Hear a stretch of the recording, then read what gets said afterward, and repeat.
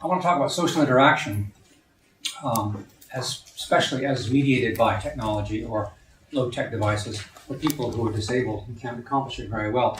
And if you're out of the game when it comes to social interaction, and by that I mean conversation, every day interacting with other people face to face, if you're out of that loop, your danger of being written off is pretty well non-existent. This is how fast we talk. I tend to talk too fast. I tend to gabble when I get excited. So my wife here, she sits in the back and she goes like this. Slow down. I'll try to slow down. But that's normal speaking rate. That's BBC newsreaders rate. That's really fast. In addition, we tend not to pause when we talk. If you're trying to do research about conversation, you're quite amazed if you record people having a conversation. There's no full stops in there. It goes on and on and on and on and on. Here's another feature of conversation. It's immensely complex. We who can do it never think about it. The words just flow out. And if you've ever noticed, you don't know what you're going to say until you say it, because it's too fast. So you form an intention and your mouth starts working, and about 5 seconds later you realize what you just said. That usually works pretty well. Sometimes leads to problems. Here's some interesting facts about communication that aren't obvious. It's not possible to not communicate. We're sending out a flow of communication all the time to each other, whether we like it or not. So a nice little example of that is in the office place. You may have asked yourself the question, why does it happen that when you're passing somebody in the corridor for the umpteenth time that day, you give each other a little nod, or a smile, or a little eyebrow flash, if you do the minimal one, the eyebrow flash. That's really odd when you think about it. What is the point of that? And the point is to imagine what if you didn't do it. And I think all of us had colleagues that didn't do it. I met people that didn't. And if you pass by stony-faced, that conveys a message. You're not saying anything, but you're saying something by not saying something. Tone of voice is important. This gets problematic for people. Sometimes people have cerebral palsy and can just about speak, have difficulty managing the tone of voice business, or have an inappropriate tone of voice, which is even worse, or sound drunk, which is even worse. In English and most European languages, we use tone to sort of put an overlay over what we said to skew the meaning the way we want it to go. So if you take a word like really, has a meaning. But if I say really, that indicates surprise. If I say really, that indicates disagreement. And if I say really, that sounds intriguing. Something probably naughty is going on here. Posture, you don't often think about it. Posture is extremely important. Here's a little experiment you can try. When you're talking with somebody who you know quite well, you're having a conversation, notice that after about a few minutes, your postures mimic each other. That is, if both of you are standing with your one elbow on the table, on the counter, the other one will take up the same posture. There's an obvious reason for this. It's synchronicity. It's being in harmony with the other person, conveyed symbolically by the way you stand. Alternatively, if you're disagreeing with somebody, we all know the sort of standing back sort of thing, indicating for posture what your reaction is. Silence is very important in conversation. I've said conversation goes in a long flow, which never stops. And when people get together, they overlap. This is not a problem. Our brains can unscramble this. And the reason all this is happening is because, certainly in a lot of Western cultures, in an English-speaking culture, silence is usually interpreted as having a negative consequence. If after this talk I say to somebody over coffee, well, what did you think of my talk? And they say, well, it was good. A meaning is conveyed from the silence. These are some causes of not being able to speak properly. Cerebral palsy, being born with brain damage, it affects this wonderful control we have over speech mechanism. We can lose it through degenerative conditions such as motor neuron disease, where we gradually become paralyzed. The most famous person with this, of course, was Stephen Hawking. He used a voice output communication system to communicate. And at the end of the day, only just sort of move his eyebrow, and that ran a switch that controlled the whole thing. Very slowly. Stroke can reduce the ability to cognitively control these muscles that do the job. The person can know what they want to say, but can't be able to say it. If somebody's on the autistic spectrum, all of the physical mechanisms are there because of what's going on in their brain and their emotions. They just can't cope with face-to-face communication so easily. And finally, a growing problem because we're living longer, that's all. It's the only reason. Dementia is going through the roof because we're all living long enough to get it. We've devised ways to get around this. Human beings are desperate to communicate, so there's ways of getting around this. We all use multimodal communication. That is, we talk just not with our words and our voice, but all kinds of things. I mentioned gesture, vocalizations. People with cerebral palsy will often can say 3 or 4 things intelligibly to their, especially friends and family, and they'll use those because they want to use their voice. So you have words for yes, okay, I'm fine, hello, goodbye. Then, of course, we have a whole array of letter cards, word boards, which you can point to spell out something. It's very slow, and it implies literacy, which, of course, is a huge problem for people who are born without language, either because of deafness or cerebral palsy. Those people have great difficulties acquiring full literacy for very interesting cognitive development reasons, but it's a real problem for them. It can work great. I've got a friend with cerebral palsy, no literacy much, but he's acquired enough to use the card, and he can just get the key word in there that helps you to understand. So a lot of the work goes down to the person you're speaking with to flesh out the whole thing, but it can work. Then there's also specialist aids which have been developed. Talking Maps is an interesting system, which some of you may know about, which has a specific purpose. People who are out of this communication loop, not only are they dehumanized, ignored, made invisible, but their views are very rarely taken into account.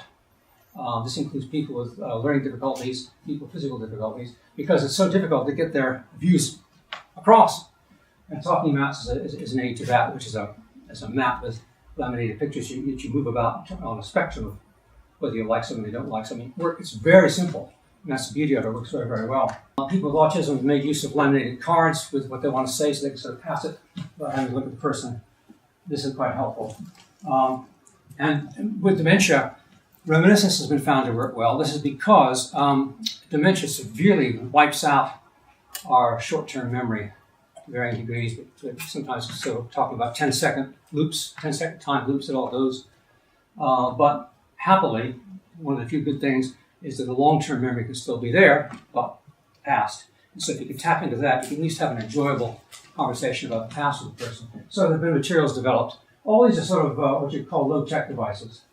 AAC, which I'm sure all of you know about, which is augmentative and alternative communication, refers to a whole range of ways of helping people to communicate who have a severe physical disability that would rule that out. The key to it is speech output. It took about 20, 30 years to get this good, but it's pretty good now. So you can type in text and it's spoken out. It sounds almost human, well, pretty human actually. A couple of things to consider about these speech output aids. If somebody can make a direct selection, that's fine. And they can actually point to the choice they want, such as this line down here on the system. If they can't, the system has to scan through the choices, and the person hits a switch saying, I'll have that one real slow. That's what Stephen Hawking used. It's a binary scan, which means this half, this half, this half, this half. It's the best, it took a lot of clever thinking to work that out. But Stephen Hawking spoke at about 7 words a minute. Not on television, it's all done beforehand. We have eye-gaze systems now. They're, again, pretty slow and have difficulties, but at least the technology's got a lot better now. So if all you can move is your eyes, you can focus on the words you want and get that activated. So previous research has produced better speech synthesis. Used to be very robotic. Better scanning techniques. The eye gaze, let's talk about word prediction is really handy. This is actually, funny enough, this is one of the few examples of something that was developed in the 80s by colleagues that I work with and others across the world for people with disabilities. It was to help them speed up input through, if you type in the first couple of letters, predicts the words you want based on word frequencies in your language, and the clever ones like the one we developed, based on what you've been talking about, the context. And something I've worked a lot on is phrase-based communication. That's still unsolved. We haven't got a system that really works well yet. But theoretically, we want something that you can actually grab and speak phrase by phrase, the way I'm doing now, rather than letter by letter, word by word. Big improvement. But how to do that? AI-based systems may hold some hope. And natural language processing, which involves computers manipulating language. For instance, recognizing what the person's speaking about that you're speaking to. If they're talking about the Tesco's, you can then load up some vocabulary in your system about Tesco's, because you might want to talk about that. Also being able to expand. So if you type in a couple of keywords, knowing what you're talking about, knowing the context, knowing the person you're speaking to, which is now more and more possible, to take a couple of keywords and make an entire sentence or even paragraph out of it would be great. We've done some work on that, other people as well. And also, the latest thing is to have the system aware of where you are. Of course, with your phone, everybody knows where you are.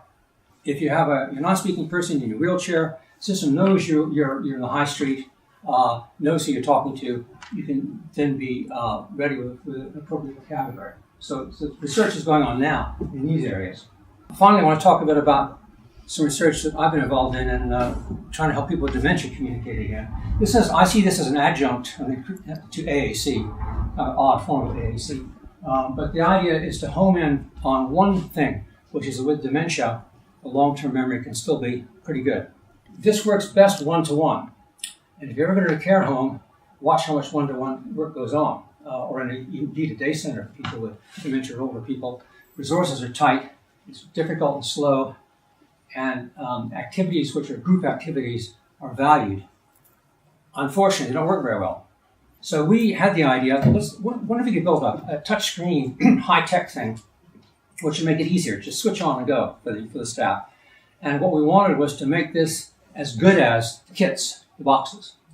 And so we got a team of psychologists and designers and software engineers. And this is great to have this mix of talents, and everybody contributed equally to this. And we came up with this system here, which is a touchscreen system with access to thousands of photographs from the past, and movies from the past, movie clips from the past, and music from the past.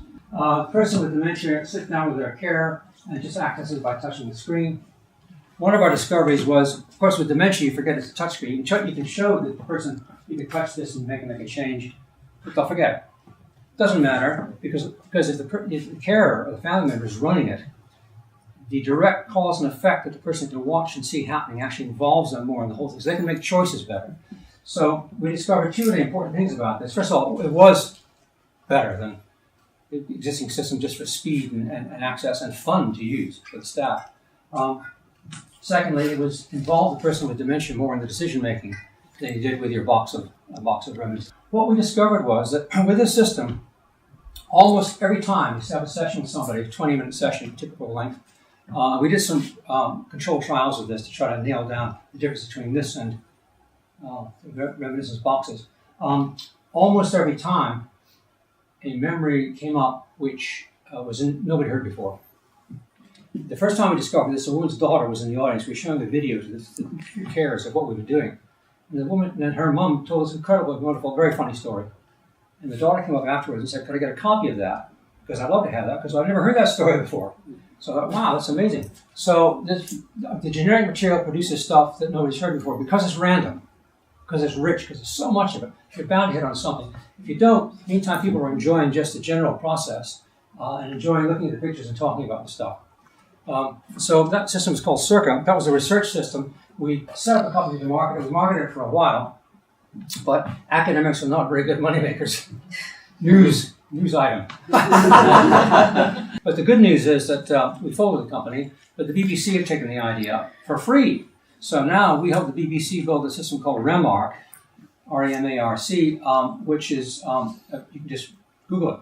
And it's the BBC's archive with an interface not as good as ours, because they built it.